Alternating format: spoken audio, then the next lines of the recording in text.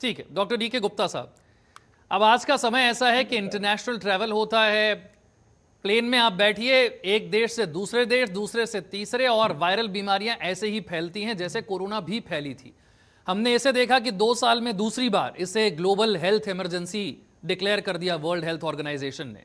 और हमने देखा भी कि पिछले कुछ ही दिनों में अफ्रीका से स्वीडन, स्वीडन से पाकिस्तान, और एयर ट्रैवल के जरिए ही होता है, प्लेन में बैठ करके लोग एक देश से दूसरे देश जाते हैं, और ऐसे में वायरल बीमारियों को रोक पाना ये बड़ा ही मुश्किल काम हो जाता है, करीब करीब असंभव सा काम हो गया ये। मैं एक चीज बताना चाहूंगा। पहली बात कि जो है ना, जो भी इन्फेक्शन नहीं है, जैसे कोविड था या दूसरे रेस्पिरेटरी वायरस होते हैं बहुत सारे, तो बिल्कुल प्योरली ये ड्रॉपलेट इन्फेक्शन से नहीं फैलता, इसलिए बहुत ज्यादा कॉन्टेजियस नहीं है। नॉर्मली ये फैलता कैसे, जब किसी इन्फेक्टेड व्यक्ति के या इन्फेक्टेड एनिमल के हम कांटेक्ट में आते हैं तब फैलता है।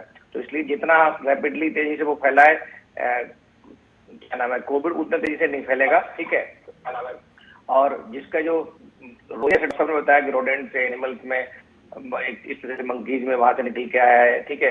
ट्रांसमिशन क्लोज कांटेक्ट के थ्रू ही होता है, जो इन्फेक्टेड एनिमल्स हैं और जो जो क्या नाम है पेशेंट्स हैं उनसे फैलता है। बट डेफिनेटली सिम्टम्स अगर बताओ हम सबको, तो हम अर्ली डायग्नोसिस कर सकते हैं, अर्ली ट्रीटमेंट कर सकते हैं। और इसमें एक अच्छी बात और है कि कॉम्प्लिकेशन बहुत ज्यादा नहीं है, डेथ की संभावना बहुत कम है, कॉम्प्लिकेशन कम है। पर डेफिनेटली हम तो घर के अंदर जो लोकल इन्फेक्शन है, स्प्रेड होता है, उसको कम्युनिटी के अंदर लोकल स्प्रेड को बचा सकते हैं। डेफिनेटली वो कैसे बचा सकते हैं कि अगर हम जैसे बताया कि सिम्टम्स क्या है, जो नॉर्मली वायरल इलनेस होती है उसके वही सिम्टम्स, खांसी है, जुकाम है, बुखार है, बॉडी एक है, हेडेक है, सर दर्द है, मसल एक है, मांसपेशियों में दर्द होना, जॉइंट पेन होना। बट इसके दो बड़े स्पेसिफिक फीचर है जिनका मैं ध्यान रखना चाहिए। एक है कि लिम्फ नोड बढ़ जाते हैं, जो गांठें होती हैं लिम्फ की वो बढ़ जाती हैं। दूसरा जो है कि एक रैश, स्पेसिफिक रैश निकलता है। तो अगर किसी व्यक्ति को वायरल इलनेस लग रही है, लग रही है और उसको ये सिम्टम्स है, साथ में लिम्फ नोड इन्वॉल्वमेंट है, और साथ में वो भी है कि उसका जो रैशेस आ रहे हैं, अपीयर हो रहे हैं, तो डेफिनेटली हमें अवॉइड करना चाहिए और अपने आप को आइसोलेट करना चाहिए, क्वारंटाइन करना चाहिए। जो भी near by local health authority उनको इन्फॉर्म करना चाहिए। अगर टेस्टिंग बताया डॉक्टर साहब ने, अभी प्राइवेट में नहीं हो पा रही बट गवर्नमेंट में अवेलेबल है डेफिनेटली, तो वहां पे हमें जाके अपना जांच करा के, डॉक्टर और गुप्ता, जो भी एक ट्रीटमेंट कंफ्यूजन प्रोटोकॉल आपने है भी देखा होगा कि कोरोना के वक्त में भी थी और इस वक्त में भी है, क्योंकि शुरुआती लक्षण जो भी होते हैं वायरल बीमारियों के, वो आमतौर पर बिल्कुल वैसे ही होते हैं जैसे आमतौर पर हमें फ्लू हो जाता है, सर्दी, खांसी, बुखार, ये सारी चीजें हो जाती हैं शुरुआत में 3 4 5 दिन, तो वही सब लक्षण होते हैं। और जैसा आपने कहा भी कि ये मानसून चल रहा है इस समय तो वैसे भी वायरल बीमारियां ज्यादा हो जाती हैं। तो फिर सवाल यही आता है कि कैसे पता करें कि ये सिर्फ नॉर्मल वायरल नहीं है, ये एमपॉक्स के लक्षण हो सकते हैं, या अब डॉक्टर के पास जाना चाहिए, या डॉक्टरों को भी कितनी अवेयरनेस है इसके बारे में कि ये हो सकता है कि वो वाला फ्लू ना होकर के एमपॉक्स हो।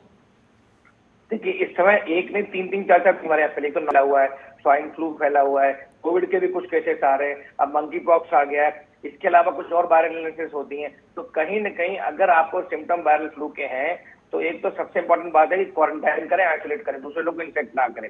जो भी सिम्टोमेटिक इलाज है वो लेना। जैसे आप आइसोलेट कोरोना के वक्त में करते थे, ठीक वैसे आइसोलेशन है, एक अलग हाँ, कमरे में मतलब रहना, ऐसा अलग मतलब कपड़े, एटलीस्ट अलग बिस्तर, अलग बर्तन इस्तेमाल नहीं, करना, ये सारा वही सब इतना तरीका होगा।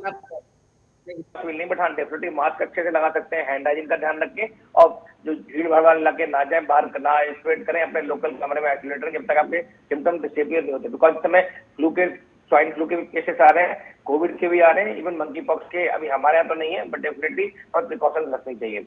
दूसरी बात जो है कि सबसे इंपॉर्टेंट कि वो जो मिथ्स और फैक्ट्स हैं वो बचने चाहिए, कि बिकॉज ये वायरल इलनेस है, ऐसा नहीं, ये ड्रॉपलेट इन्फेक्शन से नहीं फैलती, मतलब खांसी छींकने नहीं, क्लोज कांटेक्ट से फैलती है। तो जो मरीज होगा उससे हमें क्लोज कांटेक्ट से बचना होगा, और जो एनिमल है उनके अंदर भी एक्स करेंगे, कोई सिम्टम्स है, किसी डेथ हो रही है तो उनकी हमें टेस्टिंग करानी पड़ेगी।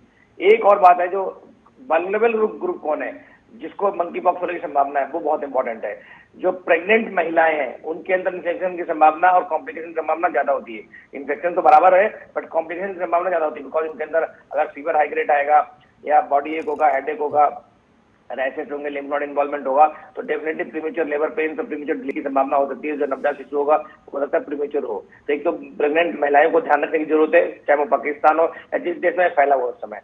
तो क्या ध्यान रखना, जो छोटे बच्चे हैं, स्पेशली 5-7 साल से कम के बच्चे हैं, उनकी इम्यूनिटी कम होती है, सीनियर सिटीजन की इम्यूनिटी कम होती है, या जो पेशेंट्स ऐसे हैं जिनको सीओपीडी है, अस्थमा है, हाइपरटेंशन है, डायबिटीज है, कार्डिक प्रॉब्लम्स हैं, स्टेरॉइड्स में ट्रांसप्लांट के पेशेंट्स हैं, डायलिसिस के पेशेंट्स हैं, कैंसर के पेशेंट्स हैं, उन लोगों को ज्यादा दिक्कतें हो सकती हैं, तो उन लोगों को बच कर रहना चाहिए। और क्या ध्यान रखना है हमें सबसे ज्यादा कि WHO है, जो भी हेल्थ अथॉरिटीज है, उनकी जो नोटिफिकेशन आ रही है, उनकी जो अभी उन्होंने बताया ग्लोबल इमरजेंसी की बात कर रहे हैं, ठीक है, तो जो भी नोटिफिकेशन आ रहे हैं, जो भी प्रिकॉशंस के मेथड्स आ रहे हैं, नए आ रहे हैं, उन सबको हमें सुनना चाहिए। लोकल कम्युनिटी में अवेयरनेस क्रिएट करनी चाहिए, लोगों को एजुकेट करना चाहिए कि मंकी पॉक्स, डरने की बिल्कुल जरूरत नहीं। मैं फिर बोल रहा हूँ, इससे डरने की बिल्कुल जरूरत नहीं, सिर्फ हमें एजुकेट करना है, अवेयर करना है। और प्रिवेंशन करने के लिए कि हमारे देश में ना आए, उसके लिए जितने भी एयरपोर्ट हैं, जहां पे भी जो लोग पेशेंट आ रहे हैं, जो भी इस तरह के लोग आ रहे हैं, जो ट्रेवलर्स आ रहे हैं, उनकी गहन, मैं फिर बोलूंगा, गहन जांच होनी चाहिए, स्क्रीनिंग होनी चाहिए। खास करके जिस देश से ये फैला हुआ, बाहर जो पेशेंट्स आ रहे हैं, जो बाहर से ट्रेवलर्स आ रहे हैं, उनकी एयरपोर्ट पे स्क्रीनिंग होनी चाहिए। लेकिन अब तो धीरे धीरे डॉक्टर गुप्ता एक और चीज समझनी जरूरी है कि भले ही इसका नाम मंकी पॉक्स शुरुआत में था, अब इसका नाम एमपॉक्स हो गया। अब इसका बंदर से खास कोई लेना देना रहा नहीं है। जब शुरुआत हुई थी तब जरूर पहली बार बंदरों में पाए गए थे, शायद वो 1958 की बात थी। उसके बाद तो जब वैज्ञानिकों ने देखा कि भाई ये तो इंसान से इंसान में भी आ रहा है और किसी भी जानवर से फैल सकता है, एक तो इसे एमपॉक्स कर दिया गया। दूसरा मेरा सवाल यह था कि भारत में जहां तक मेरी जानकारी है 32 लेबोरेटरीज हैं जो जांच इसकी कर सकती हैं। अभी वो एक एक करके अब हर दिन के साथ बढ़ती जरूर चली जाएंगी।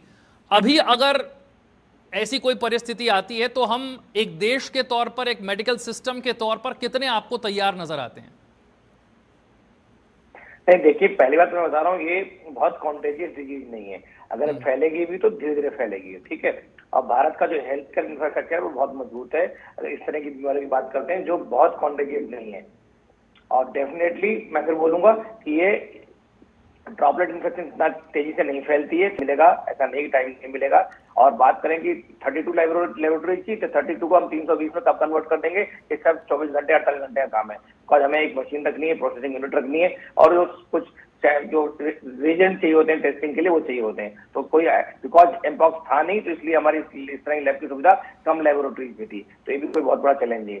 डेफिनेटली बात क्या ध्यान रखनी है हमें कि आ सकता है हमारे देश में, ऐसा नहीं आ सकता एमपॉक्स, आ सकता है, बट उसको हम कितनी इफेक्टिवली कंट्रोल करते हैं, कितने प्रॉम्प्टनेस से कंट्रोल करते हैं, सो दैट एक कहीं ना कहीं लोकल स्प्रेड ना कर पाए।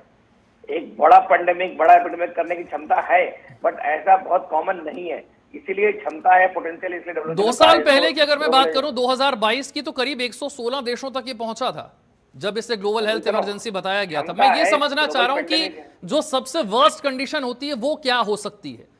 अगर आप एक देश के लिए तैयार होना चाहते हैं तो वो देखना होगा कि जब 2 साल पहले ये आया था 116 देशों में, तब सबसे बुरी स्थिति क्या हो सकती थी? क्या अस्पतालों में लोगों को भर्ती करना पड़ा? क्या कोरोना की तरह ऑक्सीजन की जरूरत पड़ी? क्या हुआ था? एक तो सेल्फ लिमिटिंग डिजीज है, ठीक है, बहुत सारे कॉम्प्लिकेशंस नहीं, इसमें डेथ की संभावना बहुत कम है, ना के बराबर है। तो बस क्या, बिकॉज इसके जो पेनफुल रैशेस हैं, फीवर हाई ग्रेड है, डेबिलिटिंग है, बीमारी है, तो भर्ती करने की संभावना हो सकती है 1-2% केसेस में, 5% केसेस में मैक्सिमम। उसके हिसाब से हमारे बेड्स की संख्या काफी है, पर डेफिनेटली हमें आइसोलेशन वार्ड चाहिए होंगे, जो सबसे बड़ी इंपॉर्टेंट, जो आइसोलेशन वार्ड चाहिए होंगे। वो प्रॉब्लम है, वो उसको क्रिएट करना पड़ेगा, जैसे हमें कोविड में करना पड़ा था।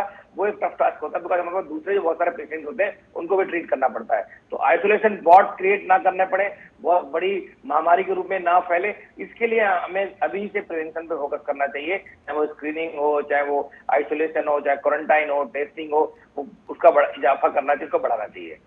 के लिए एमपॉक्स जो वायरस है कितना खतरनाक है, भारत में पहुंच सकता है, और अगर भारत में पहुंचा तो भारत की तैयारी क्या है, आपको क्या करना है, ये बताने की कोशिश इस कार्यक्रम के जरिए। इसी के साथ वक्त एक छोटे से ब्रेक का है।